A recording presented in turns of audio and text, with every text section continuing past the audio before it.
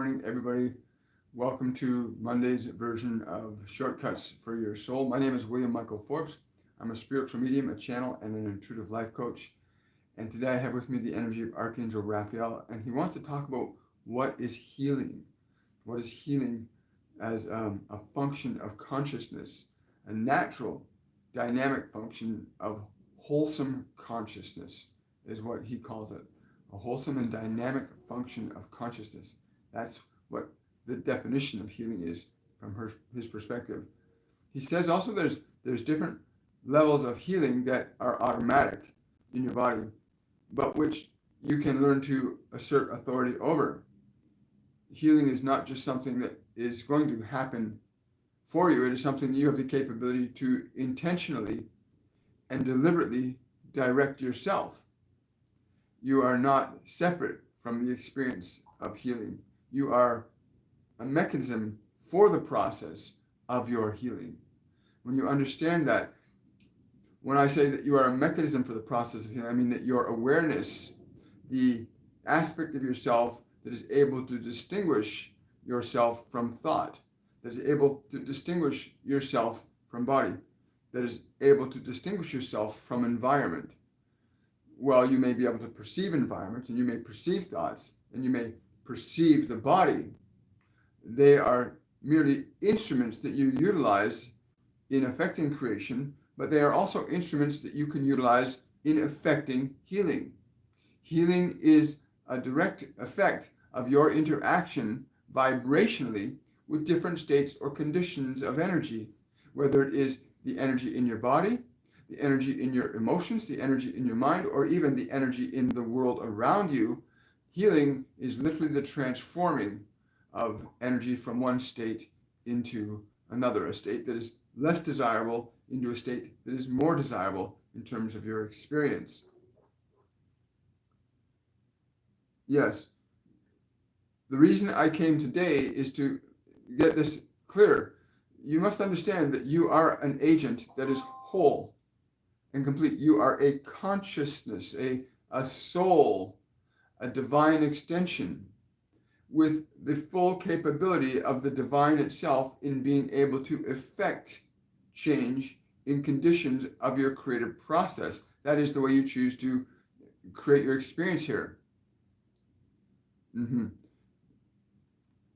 condition that you currently label as disease in this dimension, again, is still just a reorganization of energy, a creative reorganization of energy. It's important you understand this, that what you call dis-ease is simply a reorganization of energy in this dimension, over which you may assert authority to alter and change the energy from that form of organization into another form of organization that you would call health or pleasure. The conditions of matter are there to serve you and enlighten you on your own creative process. Conditions of matter are there to enlighten you on your own process of creation so that you can understand what is creating and what is your function as a creator and how you can affect change in conditions that you manifest and find yourself in at any point of time. Yes, I'm just asking to be more specific about the reorganization of matter. The reorganization of matter is happening all of the time.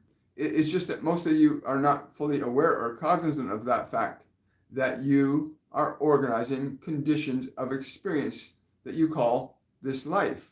You are constantly organizing and reorganizing matter.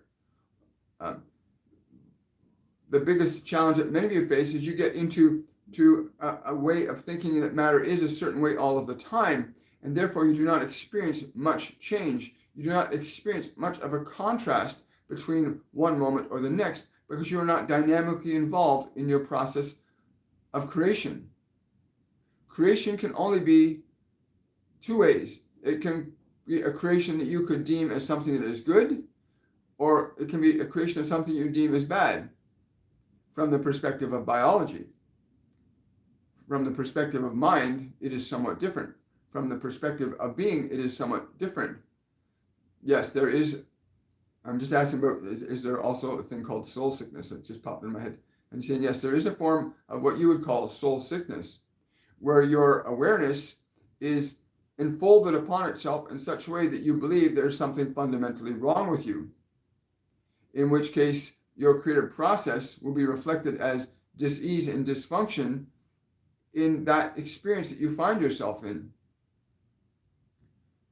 But the mechanisms of healing remain the same in all cases, even in a state of severe dysfunction or in a very dark place of energy. The mechanism of creation still function. Your ability to shift your awareness to a desirable state of awareness always remains with you. You may give yourself the illusion that others possess for you what you possess for yourself, such as a doctor.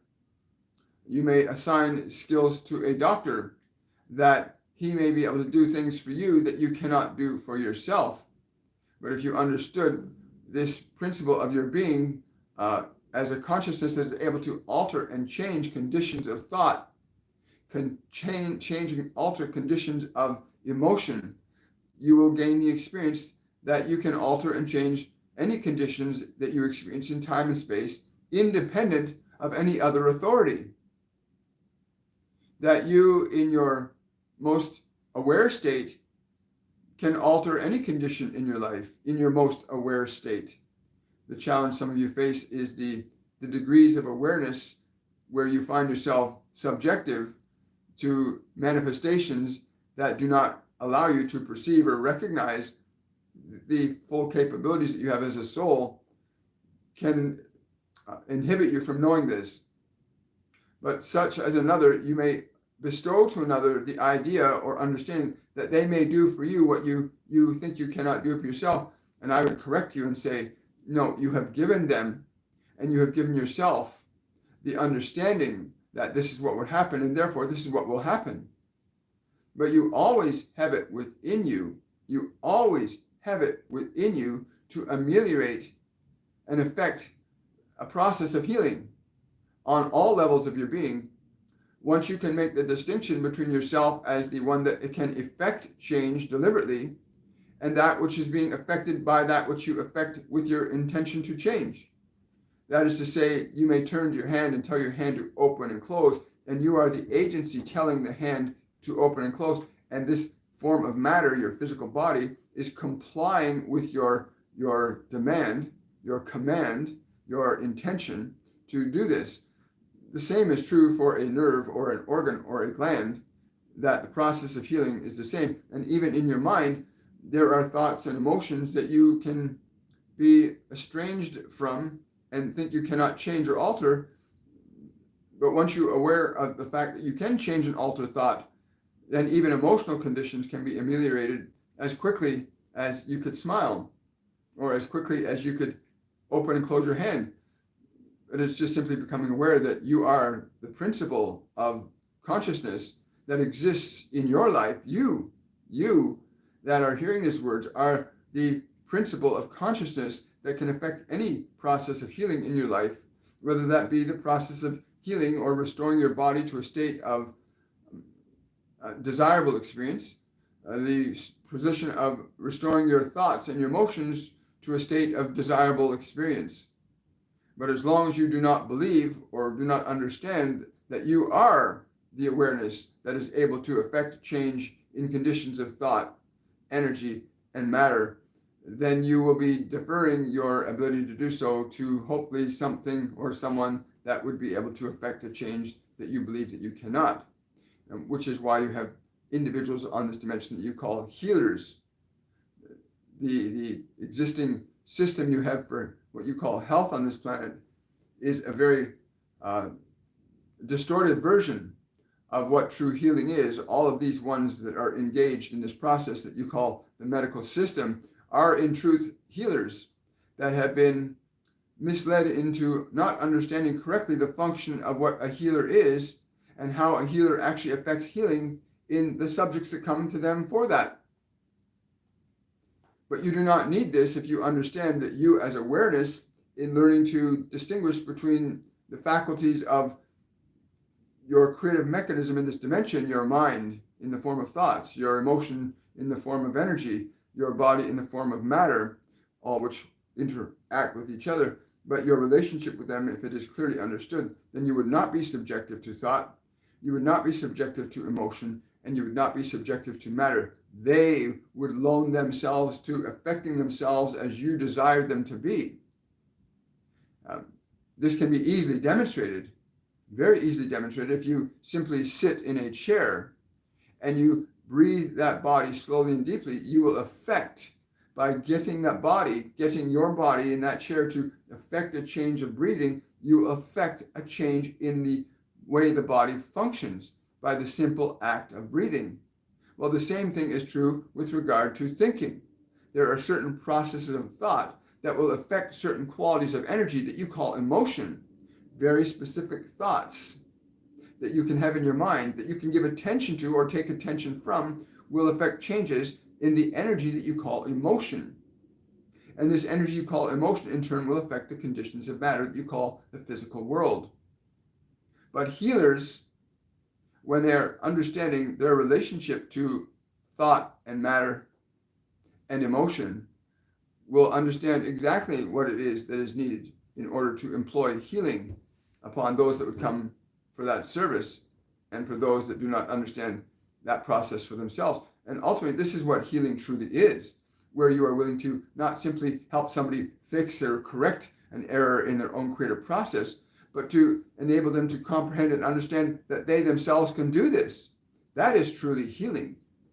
When you yourself can guide others to that process where they enable themselves to be able to affect change in the conditions of thought, emotion, and matter. This is what healing is. And there are some of you that are better at it than others. Those of you that go to others to help end your suffering of your body or end the suffering of your mind are seeking to learn the process of which I'm speaking right now. This process that you are the mechanism for healing conditions of thought, emotion, and matter in your experience of this dimensional realm that you find yourself in. But quite simply, that is what healing is. Healing is your conscious awareness that you, as a spiritual entity, a soul, an awareness, are able to affect deliberate and intentional changes in thought, emotion, and matter. Those three are inseparable in this realm of creation. You need thought, you need emotion, and you need matter to affect change in your experience of this world.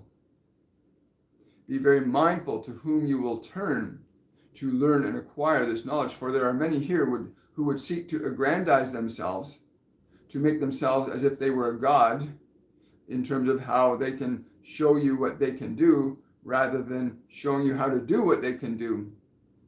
You'll understand the distinction. You see this going on quite prevalently in very important areas of your civilization, where great instruction and growth could happen for your species very rapidly, but which you are prevented from experiencing because there are those that benefit exclusively from their position of authority, fearing that if they were to show you how to do what they themselves have learned to do, that you'll have no need for them. And they are quite right. You would have no need for them, but they would have need for other things, and there would be others that would need them. This unwarranted fear really slows down your progress as a species. So you want to know how to heal. Then you must understand your relationship to the process of thought, to the process of emotion, and to the process of matter, and how these three can be deliberately employed to serve you, not for you to be subjective to them. That was never the intended goal of creation. The natural progression of consciousness is that it evolves above and beyond each level of itself. That is to say, when you came into that body, believing you were that body, and then believing that you were that mind, and then realizing this mind is confused, as you climb those steps, recognizing the body is something that is subjective to you, recognizing that thought is something that is subjective to you. You have choice over these things, realizing that emotion is the very substance that allows you to architect changes in your life, to construct and change very specific things in your world. Interesting. So when those of you that call on me for healing, again, my goal is not simply to resolve your discomfort, but to instruct you. The question then becomes are you willing to listen to instruction, or are you seeking to place me in the position that you have placed many of your so-called healers on this planet, where you leave the process of healing up to them rather than being understanding that you are a process of healing yourself? And so I would come to you and I would say, don't eat that food. Give your body exercise. Choose your thoughts very carefully. Learn to work with your energy gently and lovingly. There are very precise things that I would say to you that would affect changes in your body. Even the simple act of slowing your thinking down can give you great peace in your mind, something so simple. And yet you would seek to find something to take that away for you, whether it be a pill or a drug or some form of therapy that would train you to do that. I would simply say, just stop thinking, slow your thinking down. You'll find great peace in just that process of slowing your thinking down. You know you can do this, right? That you can choose to let your mind think. You can choose to have your mind not think. Many of you have been misled into believing your mind is something that you just have and you cannot control it. And no greater lie has been perpetrated upon you than this. Your thoughts are not who you are. Your thoughts are elements in the creative process that you're engaged in while you're in this physical dimension. As are emotions, creative elements of creation while you're in this physical dimension, as is this condition of body, an environment, a mechanism for you to utilize in the process of creation. But thought and emotion, when combined, produce very specific changes in states of matter.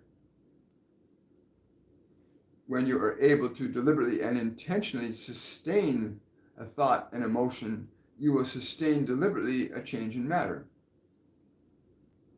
To get to that place of awareness, you must understand how to choose your thoughts and how to articulate the workings of your mind, not simply to let it run on like a car with a brick placed on the gas pedal.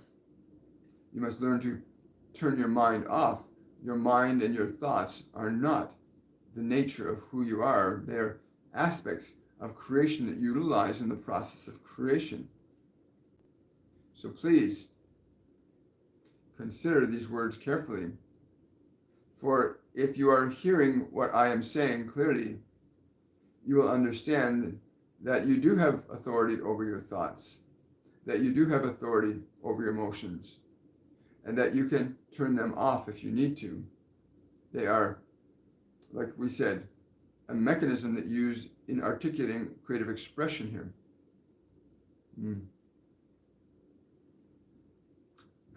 I find it funny that I would have to use so many words to speak of something that's actually so very simple, that what you would choose to put your attention on in the form of thought and what form of emotion that thought would generate will create a very specific outcome in the conditions of matter, especially if it is sustained.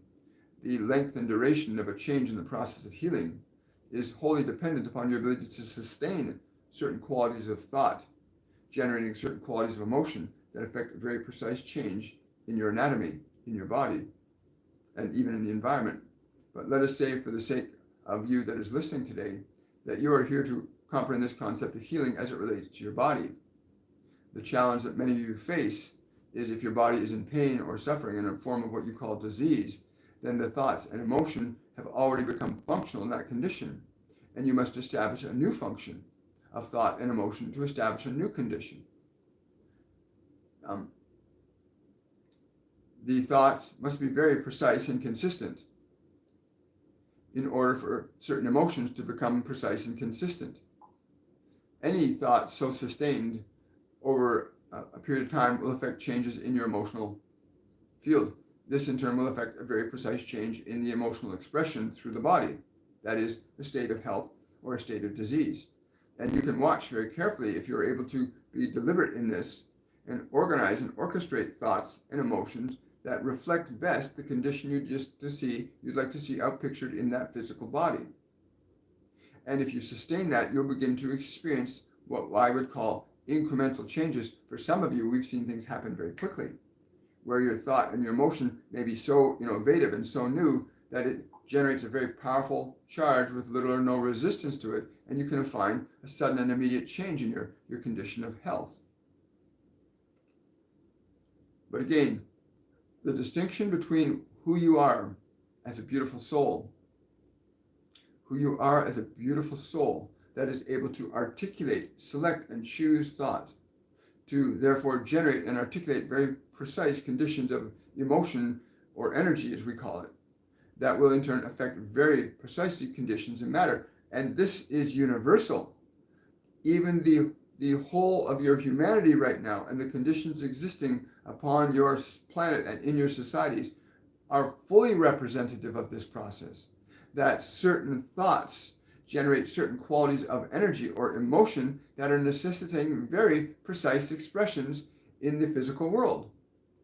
Your fears and concerns about a disease, your excitement and joy around health will produce very unique and distinct conditions in the expressions of matter. You enter a stage in your mind where you are excited and you're happy and your body behaves in very precise ways because the thought generates a very precise emotion. Or you get into an ideation that you are somehow feeling sad and things are not right.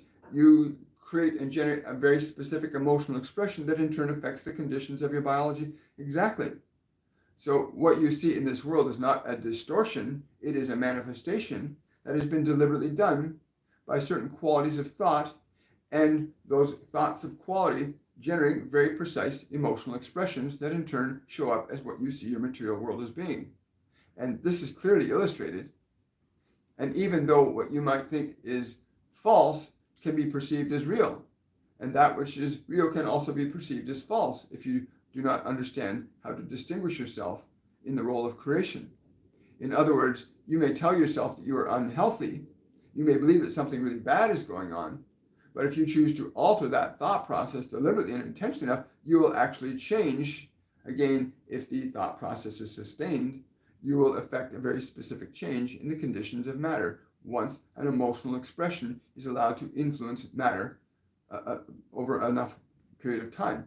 And this period of time can be shortened or lengthened depending upon your ability to remain unwavering in a certain line of thinking, or if you will waver in a certain line of thinking. And a lot of you get lost in that process where you see the old creation and the new creation going back and forth, and you're not sure which is which. Well, I can say to you that if you hold yourself in a sustained line of thought with a sustained energy or emotion connected to that thought, that an inevitable physical expression will unfold. A state of disease can be transformed into a state of health, as equally as a state of health can be transformed into a state of disease. You have that power as an awareness, as a soul, as a sentient consciousness, here to learn and understand and comprehend your creative process. And why I chose to come forth and talk about what healing is applies not simply to the fundamental well-being of your body, but it does apply to the fundamental well-being of your life in general and the lives of all others here in this physical dimension, in that process of learning that you are all in. This is not the only exclusive place that you can learn these lessons in, but it is one of the most obvious places where you cannot ignore the light or density of your creative process. You cannot ignore your body if it is suffering, because it is an effect of certain conditions of thought and emotion. And I've had people argue with me in terms of saying, well, what happens if I'm exposed to a certain poison? And I would simply say, well, somewhere in your consciousness you thought about being exposed to a certain poison, and therefore you will experience that. There, you cannot escape the creative process. Whether you delegate your creative process to somebody else, whether you can say that what that person is thinking is true, and you accept that, then you will accept a creative process by default from them. But I'm here to say that you yourself, you are an agent of healing. Once you are conscious and aware that you're able to select and deliberately alter thought, thereby generating and changing emotion deliberately, thereby producing very precise physical expressions. And again, this does not apply simply to you as an individual. It applies to the whole of humanity. It applies to the whole of humanity. And you are all in this dance together and alone at the same time.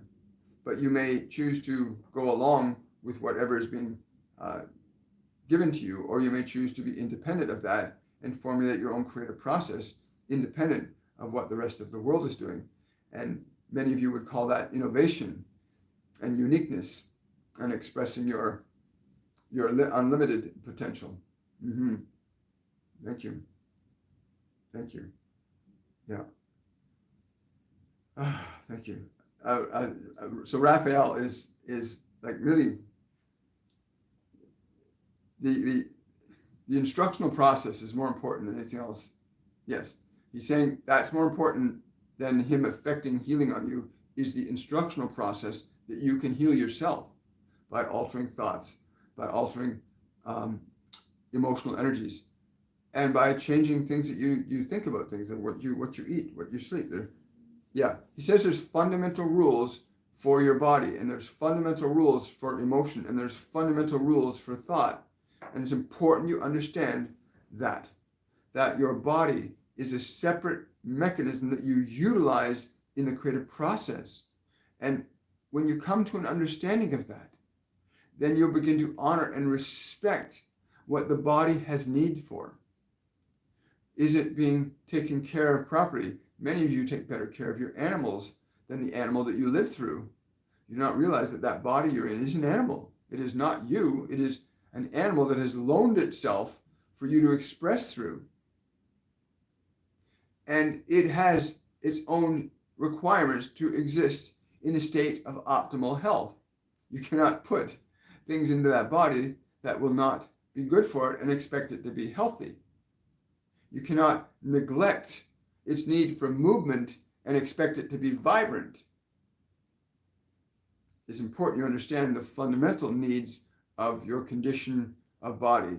What does it require? You must learn this. Many of you have been simply given ideas about what you are supposed to feed that body or not feed that body, but very few of you actually investigate and discover what does this body that I inhabit really need. Healing is not something that you just wish to have done to you. It is something you wish to learn. And again, you have many tens of thousands, if not millions of healers on this planet that have been misled in the process of healing, believing that they themselves can correct a problem, when in fact the only one that can correct the problem is the one that has it. Thank you. Good morning, everybody. So good to see you on Monday. I will be getting lots more information coming our way. Lots more. These ascension energies coming in today will last about another 7 hours. And then we can relax for another couple of days. Hello, Lysandra. Any message from me? I don't know why they're saying there's something about your hair. Something you need to, something about your hair. Something that has to come out of, I don't know what, but they're saying something about your hair. It's like they're showing me hands, like taking something out of the hair. What are you saying? Clear your head. They're saying clear your head. You got to clear your head. Yeah. They're saying if you take your hands and you pull, gently pull the energy out of your hair, like pull the heaviness out of your head. They're saying you got heaviness in your head. And you can actually take the hair in your hands and pull it. Actually feels really cool too. And pull that energy out from the head. Cool, so Lysandra, great question. No worries. Hi, everybody. Just scrolling down.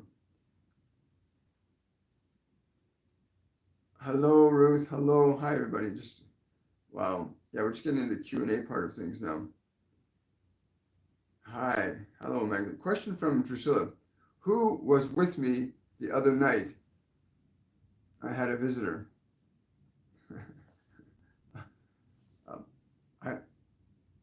It's funny. I'm getting this. It's like that. This is not a small spirit. This is a large. I'm getting the image of a bear. That's the way it's presented. This being is presenting itself to me as a bear. Why are you presenting as a bear?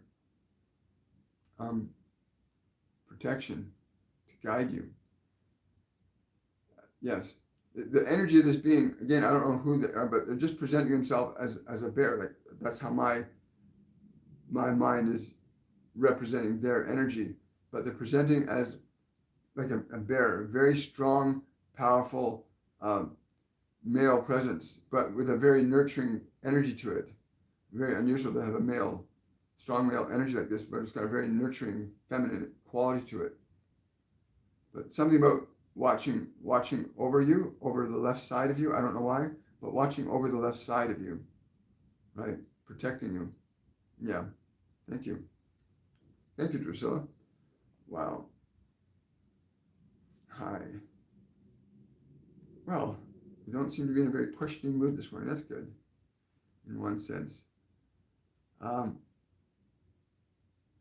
Danielle is asking, Archangel Raphael, do you have a message for Ivana today?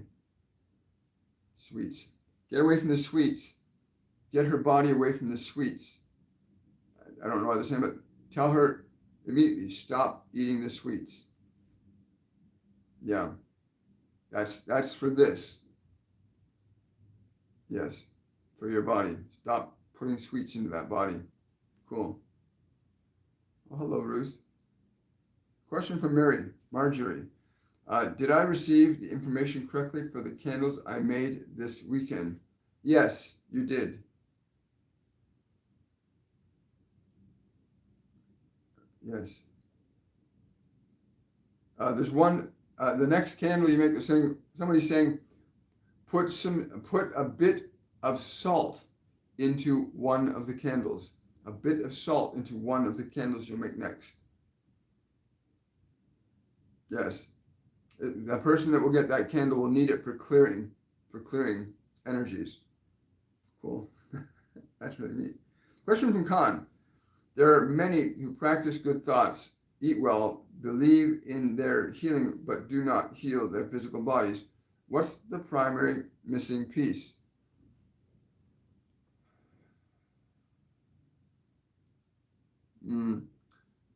Well, I would quite simply say to you that the first word that comes to us for this is that there is no belief there yet. There is the action, but there is not the emotion there. There is a quality of knowing that comes through actions. That when those actions come from that quality of knowing, their result is inevitable. So you must get this person to cultivate very strong awareness of knowing, not simply going through the motions of the process of healing, like so many of you do, especially those of you in hospitals struggling with certain functions. You go through the motions hoping to heal, but there is no belief in you. There is no faith in you. There is no knowing in you. But you are capable of aligning to that knowing. And I can assure you, as this is universal, that when you move from hope, from faith to knowing, the result is inevitable. Hope will let you know there's a possibility for completion and wholeness. Faith gives you the understanding that it is attainable, but knowing it is done. When you are knowing, it is done. And you will know there's a distinction in the quality of feeling that occurs when one goes from hope to faith to knowing. There's a difference in the quality. So these ones that you are questioning about simply need to get to that place of knowing and not simply going through the gestures of the process of trying to correct physiology. It has to be done with the energy of your knowing that you are doing, as you are bringing a creation into manifestation. Great question, Khan. Thank you. Question from Ryan. Does Raphael have a message for me today? Thank you and good day, everyone.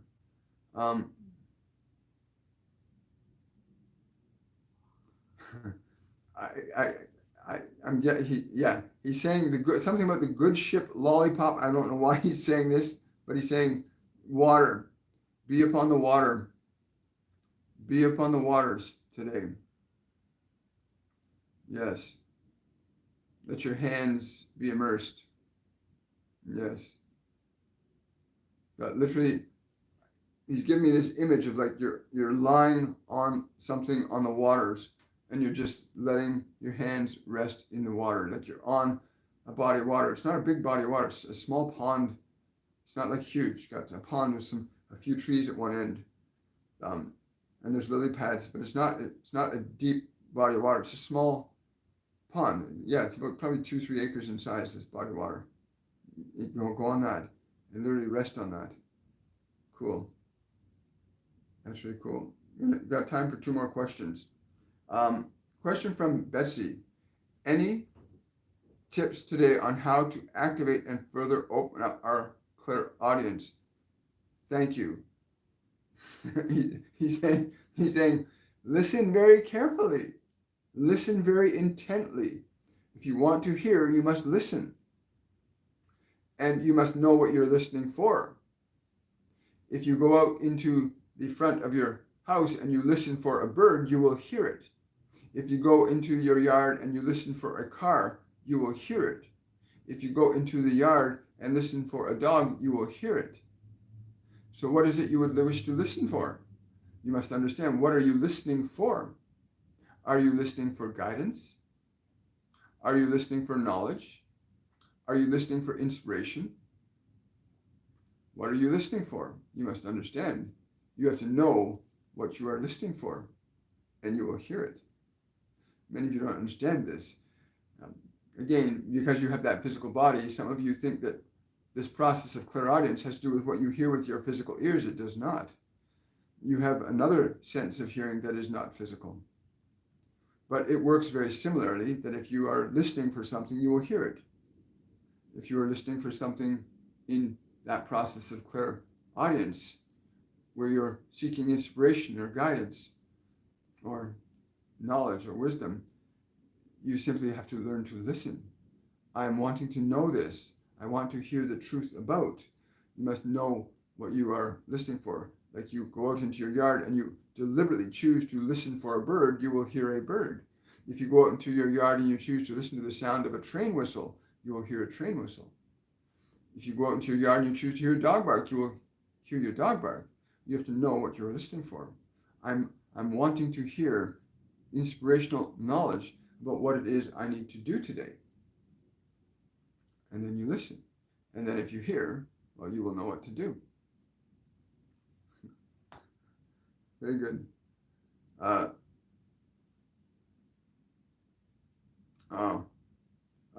interesting, Anne-Marie's asking a question. He wants to answer it. He's very excited. He's saying, the question she's asking is, what do we collectively want to hear today? In other words, what does humanity collectively need to hear today? Silence. He's saying, you need to shut your minds off. You listen too much to what you should not listen to. You need to listen to silence and give yourselves some relief, for then you will know in the silence what is good for your ear and what is not good for your ear. In the silence, you'll know what is good for you to see and what is good for you to not see. But that is a general statement that you must understand. Listen for silence. Be in silence so you can learn to discern what you need to hear. So many of you listen to your minds running on all the time. You do not have time to hear anything else. And you feel exhausted by the end of the day. And some of you will get into your beds in the evening and lie there with your mind still going on. Learn to listen to silence. And you will be able to hear so much more than what your mind will allow you to hear. Thank you. That's great. Wonderful. Well, guys, this has been wonderful. And I want to thank Archangel Raphael for being here today. And Drusilla, that being, that being is going to be really prevalent with you throughout the rest of this day. Yeah, I did. Oh, thank you, Eve. Oh, question from Eve Wade. Thank you for the super chat, Eve. I have just been in contact with John, a heart surgeon. Will he be the man I've been waiting for, hang on. Wow. I'm getting a very strong yes. Yes. When you meet this one again, feel his compassion. You must feel his compassion. If you are going to elect to turn the process of healing over to another, then you must understand what I have said earlier. This process of articulation deliberately of thought, which in turn articulates very specific qualities of emotion, which in turn affects very specific outcomes in your conditions and states of matter. If you feel and can sense the strength, the wisdom, the knowledge, the clarity of outcome in this one's mind, then you will be turning yourself over to one who can assist you very effectively. But also likewise, you must also be of the same mind. You must be of the same mind. Make certain that he is of the same mind as you, that you are to be restored. This beautiful organ of yours, this beautiful organ that life speaks directly to you through, that beautiful organ that life speaks directly to you through. Do you know that? Do you listen? Do you hear it? It is trying to get you to hear it. Would you hear it? Would you listen to its love, to its light? Can you do this? And let your thought, let your emotion be in alignment with that truth. That heart within you wishes you to hear and know and feel its love. Can you do this? And make certain this one has the same love, the same passion for life, equally for yours as for his. One must be of the same mind. Wow, thank you, Eve. Great question. Right,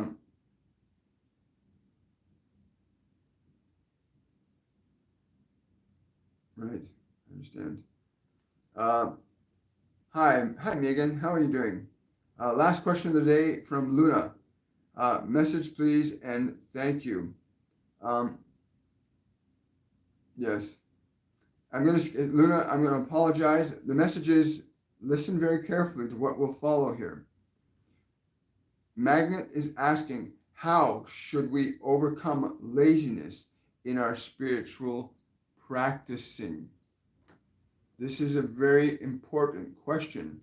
Your laziness in your spiritual practicing will be overcome when you are clear and conscious in the way in which you will articulate your thoughts, your creative thinking process, what you will allow to go on in your mind will be a very great way to overcome your spiritual laziness, to go into the work of re-architecting your mind to be in the structure and form that will best serve you.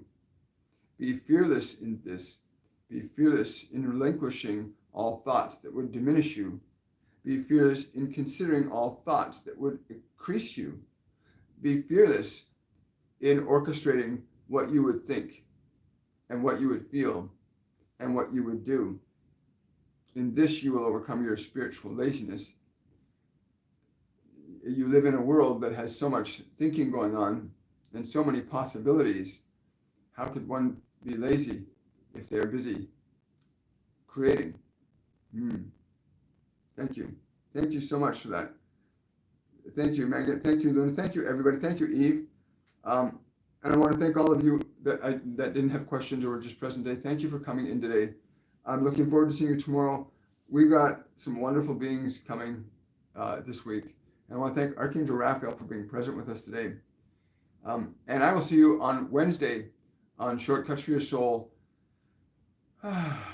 Much love to all of you. Have a wondrous and a joyful day. And bye for now.